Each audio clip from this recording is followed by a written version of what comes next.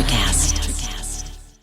Study and play come together on a Windows 11 PC. And for a limited time, college students get The best of both worlds. Get the Unreal College Deal. Everything you need to study and play with select Windows 11 PCs. Eligible students get a year of Microsoft 365 Premium and a year of Xbox Game Pass Ultimate with a custom color Xbox wireless controller. Learn more at windows.com/student offer. While supplies last. Ends June 30th. Terms at aka.ms/collegepc.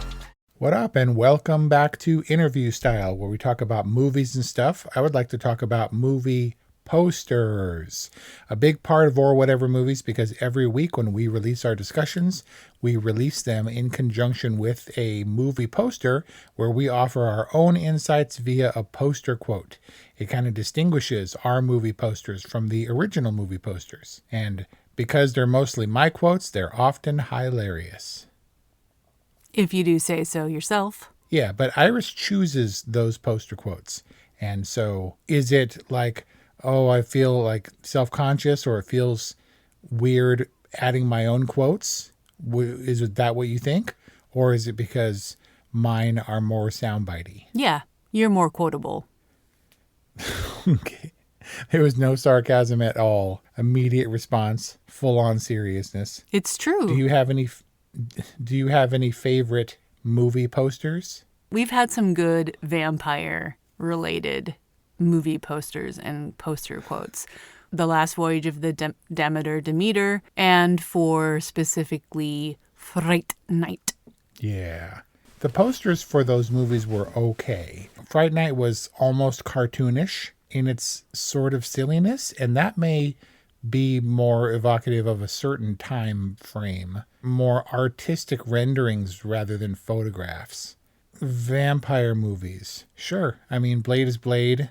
I've never loved the Sinners posters, and I don't think that's a reflection of the movies themselves. I'm trying to think of what great... I really did love the teaser poster for Bram Stoker's Dracula, where it was just the gargoyle in relief wall sconce thing. Yeah. And yeah, both when they showed the whole thing and when there was a slash of shadow across it, so you couldn't see all of it.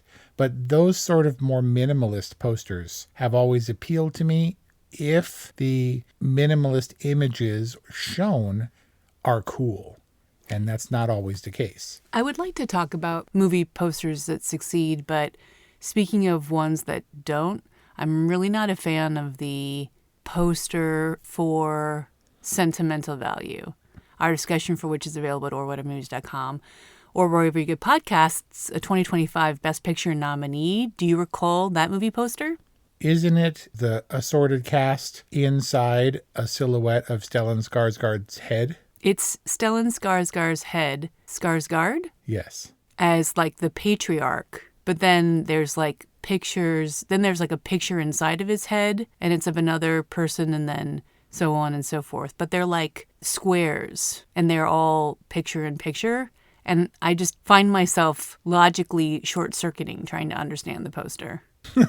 Well, the complicated nature of an insular family? Yeah, I get it. That's what we're trying to do. Evoke the story themes in a single image to take in it all at once. It's both familiar, hopefully sometimes understandable, but also complicated, and speaks to the intricacies of varying family dynamics. Maybe? Yeah. Maybe. Dude, it's everything. You've got, especially in today's culture where you have to grab attention immediately. I mean, it's always been like that. But you really only have the briefest of moments to interest somebody in a movie. And it's got to be evocative. It's got to tell the story. It's got to be memorable. There's a lot that a hero image has to do in a fraction of a second. Interesting. That's a really good insight, that it needs to be a flash as someone is walking through a movie lobby or walking somewhere where they just see a poster, and that is hopefully going to sell them on the movie you're presenting. Yep. A kind of quick glimpse. And so when they don't work, I'm guessing they really don't work. We talked about trailers where they film extra footage, knowing that it's never going to be included in the film. I had a real problem with that. Well, how do you feel about posters where the art doesn't necessarily reflect the content of the movie? So I want to dedicate this interview style to the late Drew Struzan, legendary, mostly 80s, some of our favorite poster art and some of the most iconic movie poster art. Lost him. He did the Goonies poster. Okay. Star Wars, when you see his visual style, I think he did all the Star Wars movie posters up until maybe the most recent one. Yeah. Raiders of the Lost Ark. That's definitely Goonies, a motif. A lot of the Spielberg stuff. Yeah, where you get all the faces and you get some atmosphere. And I'm not sure if he did Back to the Future, but sticking with Spielberg for a second, the Goonies poster art has a scene that's never depicted in the movie, where Brand, as the oldest kid, is hanging on to the stalactite, and all the other Goonies are hanging off of his ankles, and everyone's in a long line holding on to the ankles of the person above them. And it speaks of adventure immediately. It's a exciting image that grabs your attention, even though it doesn't have any real bearing on the movie itself. Does it have like the sea monster or the giant squid? The octopus? Nope. 8 arms to hold you with. Back to the Future, for a movie that I love and a poster art that I understand, the way that it was laid out bugs me and has always bugged me. Why? I think it's great. It's repeatable. The DeLorean is see-through. The angles don't work for me. The tagline is dumb.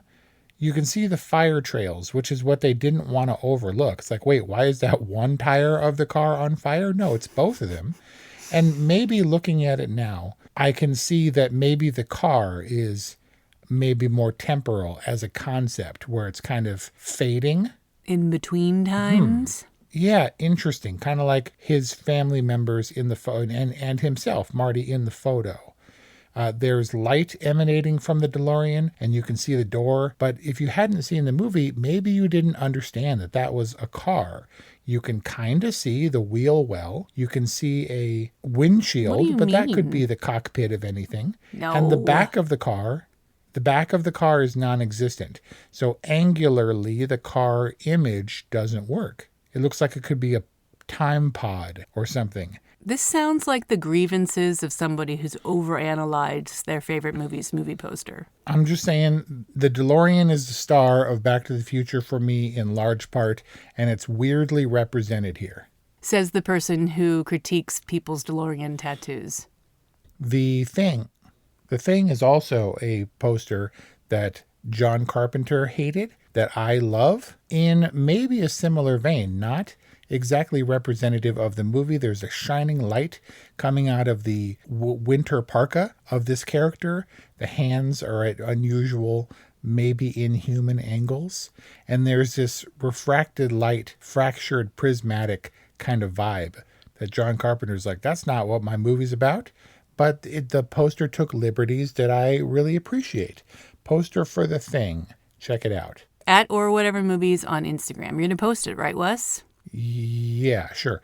Remember the Pretty Woman one where it's Julia Roberts' head on a model's body? The cut obscured by the necktie of Richard Gere behind her, who has weird dark hair. Weird dark hair. And she's also in a different Vivian outfit than she wears in the movie. Yeah. It's like pink or something. Remember the Mary Poppins cartoon, a hand-drawn poster where Mary Poppins has bright red hair? That's weird. So weird. Jaws. I think Jaws is a great example. More conceptual, not abstract, but stylized. Massive shark, the unknown, beneath the surface of the water, disproportionately huge. And the swimmer lady above who has no idea of the terror below. That's a great, iconic poster. She's also naked. Like, I would put Jaws on my wall. I wouldn't put Back to the Future. So weird. I think The Shining is terrible. It's one of those minimalist posters. That's a weird one. If you're going to choose an image, choose a better one than that silly face inside the T of The Shining. I do not like it at all. It's very strange. But the one that I wanted to talk about, that I kind of realized how great the minimalist poster for Jurassic Park is. It's a heavily stylized commercial logo for the park. This is controlled. It's like a museum. It's got stylized letters. It's red and black and simplistic. They're selling it. They're selling it. Right, exactly. John Hammond's image of to be taken seriously. Park. It's educational, it's scientific, all that good stuff, and we're here to make money. And it doesn't really, it's classy, but it doesn't reveal the terrors that you face when you actually go to Jurassic Park. That is a good subversive cover image, a poster image after the fact. It's interesting stuff. Thanks for playing. Kayla, love you. Goodbye. Go check out the Money Round on Electric Cast with yours truly, the Money Coach, giving you all the best knowledge in wrestling, college wrestling, international, freestyle, high school, having the top athletes in the game, the best coaches in the game, and also the best MMA guys across the world. Check us out on the Money Round. Great comedy, great insight, and great conversation. The Money out.